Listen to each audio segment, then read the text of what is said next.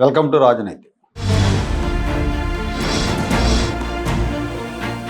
YSR Congress party చిత్తుగా ఓడిపోయి కూటమి ప్రభుత్వం అధికారంలోకి వచ్చి 2 ఏళ్ళు అయింది. ఇంకా 3 ఏళ్ళు కూటమి ప్రభుత్వం అధికారంలో ఉంటుంది.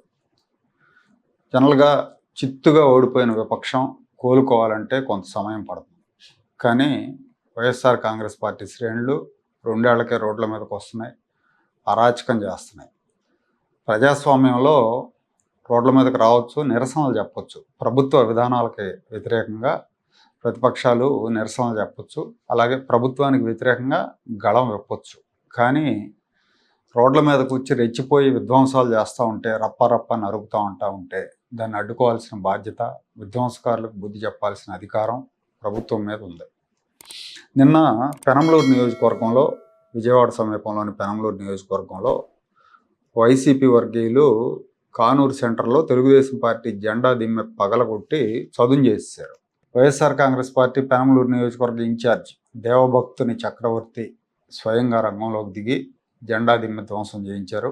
ఆ తర్వాత తెలుగుదేశం పార్టీ ఎమ్మెల్యే బోడే ప్రసాద్ నాయకత్వంలో టీడీపీ కార్యకర్తలు మళ్ళీ జెండా దిమ్మ నిర్మించారు. వీళ్ళ జెండా దిమ్మ నిర్మిస్తూ ఉంటే వైఎస్ఆర్ కాంగ్రెస్ పార్టీ కార్యకర్తలు చక్రవర్తి నాయకత్వంలో దాన్ని అడ్డుకునే ప్రయత్నం కూడా చేశారు, కూలగొట్టారు. వాళ్ళు వచ్చి మళ్ళీ బాగు చేసుకుంటుంటే మళ్ళీ దాన్ని అడ్డుకునే ప్రయత్నం చేసి తెలుగుదేశం కార్యకర్తలతో ఘర్షణ పడ్డారు. ఇక్కడ ఎప్పటి నుంచో 82 నుంచి తెలుగుదేశం పార్టీ స్తూపం ఇక్కడ ఉంది. దాని మీద ఇల్లు, చక్రం, నాగలి గుర్తు ఇవన్నీ కూడా ఇక్కడ ఉండేవి. అలాంటిది ఈరోజు ఉదయం ఇక్కడికి వచ్చి దీన్ని ధ్వంసం చేయడమే కాకుండా రెచ్చగొట్టేటట్టు, నేను పగల కొడతాను, ఎవడొచ్చి ఏం బిగుతాడో చూస్తాను అంటే, ఓర్పుకి సహనానికి కూడా ఒక హద్దు ఉంటుంది. ఇప్పుడు మా కార్యకర్తల్ని నేను వెళ్ళి అంతు చూడనంటే రోడ్డు మీద గిడిచి కొడతారు. కానీ నేను ఎక్కడా కూడా ఓర్పుతో సహనంతో మనం బేడవకూడదు. అతను చేసిన తప్పు మీడియా ద్వారా ప్రపంచానికి తెలియచేయాలనే ఉద్దేశంతో ఇక్కడికి వచ్చి తొలగించిన చోటే ఇప్పుడు స్తూపం నిర్మాణం చేస్తున్నాం. అధికారంలో ఉన్న పార్టీ జెండా దిమ్మని పగలగొట్టడమే కాకుండా వాళ్ళు దాన్ని పునర్నిర్మించుకుంటా ఉంటే అడ్డుకోవటానికి ప్రయత్నించారు. చూడండి ఎంత ధైర్యం ఉండాలి. చిత్తుగా ఓడిపోయిన ప్రతిపక్షానికి ఎంత ధైర్యం ఉండాలి. ఇది వైసీపీ అరాచకానికి నిదర్శనం అనుకోవాలా, ప్రభుత్వం మెతక వైఖరి వల్లే వీళ్ళు ఇలా రెచ్చిపోతున్నారు అనుకోవాలా? మొన్నటి ఎన్నికల్లో జోగి రమేష్ పోటీ చేశారు అక్కడ పెనంలూరులో. ఆయన అక్కడ ఓడిపోయిన తర్వాత జగన్మోహన్ రెడ్డి ఈ దేవభక్తుని చక్రవర్తి అనే అతన్ని ఇన్ఛార్జిగా నియమించారు. ఇన్ఛార్జి బాధ్యతలు స్వీకరించినప్పటి నుంచి ఇతను చిన్న విషయాలకే రోడ్ల మీదకి రావటం, రెచ్చిపోవటం చేస్తూ ఉన్నారు. జగన్మోహన్ రెడ్డి మనస్తత్వం ఇతనికి బాగా తెలుసు అనుకుంటా, బాగా తెలిసిన వాడు అనుకుంటా. ఎందుకంటే ఎంత అరాచకం చేస్తే జగన్మోహన్ రెడ్డి అంతగా అవకాశం ఇస్తాడు అనే నమ్మకంతో చేస్తున్నట్టున్నాడు ఇవన్నీ. అతను ఏ ఉద్దేశంతో చేసినప్పటికీ అధికారంలో ఉన్న పార్టీ, ప్రభుత్వం చూస్తా ఊరుకుంటే దాన్ని అసమర్థతగా భావిస్తారు.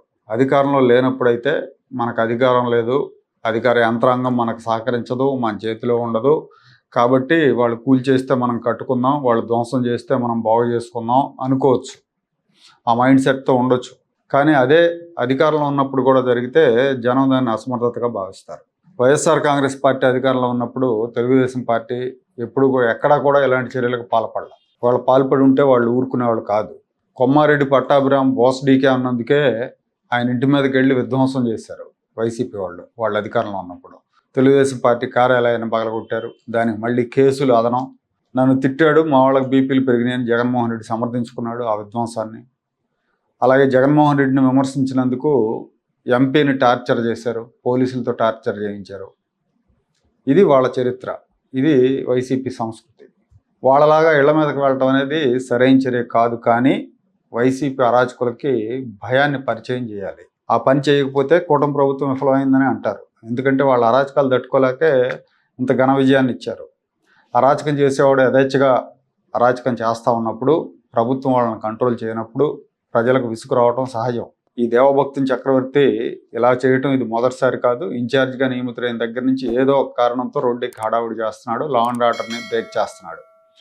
మీడియాలో వార్తల కోసం కావచ్చు, లేదా అరాచకం చేస్తే జగన్మోహన్ రెడ్డి ఖచ్చితంగా సీట్ ఇస్తాడనే నమ్మకం కావచ్చు. కానీ అతనికి ఆ అవకాశం ఇస్తున్నది ఎవరు, అంత అలిసి ఎందుకు ఇస్తున్నారు అనేది ప్రశ్న. వాళ్ళు ఎలాగో అరాచకులే, అరాచక మనస్తత్వాలనే జగన్ దగ్గర చేర్చుకుంటాడు, హక్కును చేర్చుకుంటాడు. కానీ ప్రభుత్వం సరైన రీతిలో స్పందించాలి. స్పందించకపోతే సొంత పార్టీ నుంచే విమర్శలు ఎదుర్కోవాల్సి వస్తుంది.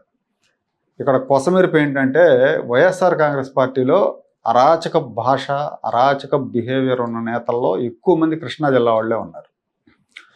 వాళ్ళు చాలరన్నట్టు జగన్మోహన్ రెడ్డి ఇంకో నేతని రంగంలోకి దించాడు.